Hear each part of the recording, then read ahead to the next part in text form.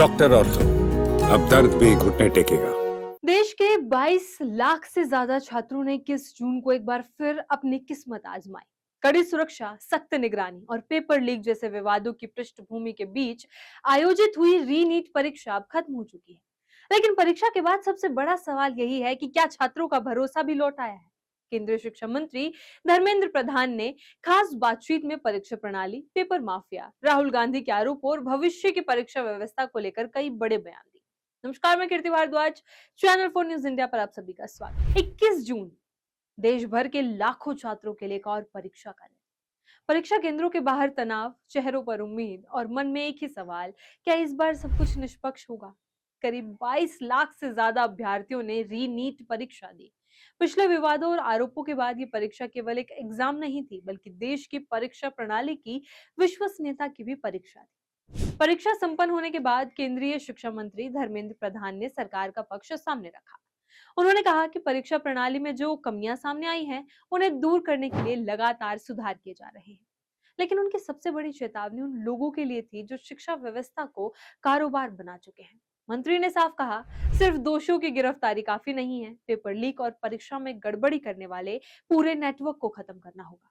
क्योंकि जब तक नेक्सस जिंदा रहेगा, तब तक छात्रों का भरोसा पूरी तरह बहाल नहीं हो सकेगा। शिक्षा मंत्री ने परीक्षा के सफल आयोजन का श्रेय केवल सरकार या एजेंसी को नहीं दिया। उन्होंने छात्रों, अभिभावकों, प्रशासन और परीक्षा प्रक्रिया से जुड़े हर व्यक्ति का आभार व्यक्त किया। उनका कहना था कि इतनी बड़ी परीक्षा का सफल आयोजन सामूहिक जिम्मेदारी और सहयोग का परिणाम, यानी सरकार इसे प्रशासनिक सफलता नहीं बल्कि सामाजिक भागीदारी की उपलब्धि के रूप में देख रही है। लेकिन ये कहानी सिर्फ वर्तमान की नहीं, भविष्य की भी है। धर्मेंद्र प्रधान ने संकेत दिया कि आने वाले समय में परीक्षा प्रणाली में बड़ा बदलाव देखने को मिल सकता है। सरकार अधिक से अधिक परीक्षाओं को कंप्यूटर आधारित बनाने पर विचार कर रही है। माना जा रहा है कि डिजिटल परीक्षा प्रणाली से प्रश्न पत्रों की सुरक्षा बढ़ेगी, पेपर लीक की आशंका कम होगी और परीक्षा प्रक्रिया पहले से ज्यादा पारदर्शी और भरोसेमंद बन सकेगी। इंटरव्यू के दौरान नागपुर के एक छात्र का मामला भी चर्चा में आया। ये वही छात्र था जिसकी परीक्षा केंद्र कथित तौर पर आबू धाबी निर्धारित हो गया था। इस मुद्दे को लेकर विपक्ष ने सरकार पर सवाल उठाए थे। खास तौर पर कांग्रेस नेता राहुल गांधी ने सोशल मीडिया के जरिए इस मामले को उठाया था। लेकिन शिक्षा मंत्री ने दावा किया कि छात्र की ओर से ही सेंटर विकल्प चुना गया था। उन्होंने कहा कि सरकार ने खुद छात्र के पिता से संपर्क कर मामले को समझा और समाधान की कोशिश की। राहुल गांधी के आरोपों पर प्रतिक्रिया देते हुए शिक्षा मंत्री ने कहा कि छात्रों के भविष्य जैसे संवेदनशील विषय पर राजनीति नहीं होनी चाहिए। उनका कहना था कि विपक्ष सवाल जरूर उठाए, लेकिन सवाल तथ्यों पर आधारित होने चाहिए। प्रधान ने आरोप लगाया कि बिना पूरी जानकारी के इस मुद्दे को राजनीतिक रंग देने, उन्होंने कहा कि बच्चों के मन में डर पैदा करना किसी भी जिम्मेदार राजनीतिक नेतृत्व का काम नहीं होना चाहिए।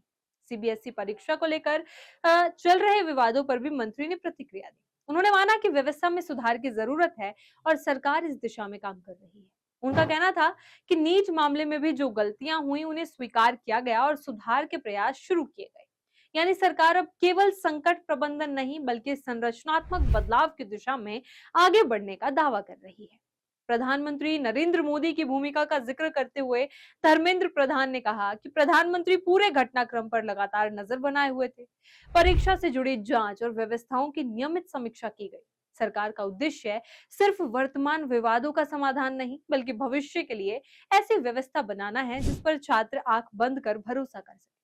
शिक्षा मंत्री ने उन छात्रों की पीड़ा को भी स्वीकार किया जो परीक्षा केंद्र पर देरी से पहुंचने के कारण परीक्षा नहीं दे पाए। उन्होंने कहा कि सरकार ऐसे मामलों को गंभीरता से देख रही है। भविष्य में ऐसी व्यवस्थाएं विकसित करने का प्रयास होगा जिससे किसी छात्र की मेहनत तकनीकी या प्रशासनिक कारणों से प्रभावित ना हो।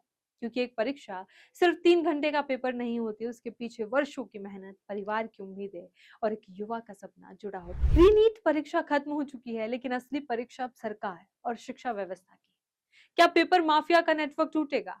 क्या डिजिटल परीक्षा व्यवस्था भरोसा लौटा पाएगी? और क्या करोड़ों छात्रों को वो निष्पक्ष मंच मिलेगा जिसके वे हकदार हैं? इन सवालों के जवाब आने वाले दिनों में मिलेंगे, लेकिन फिलहाल देश के लाखों छात्र अपने परिणाम का इंतजार कर रहे हैं और साथ ही उस व्यवस्था का भी जिस पर उनका भविष्य टिका हुआ है। इसी तरह खबरों के लिए बने रहे चैनल 4 न्यूज इंडिया के साथ। डॉक्टर ऑर्थो, अब दर्द भी घुटने टेकेगा।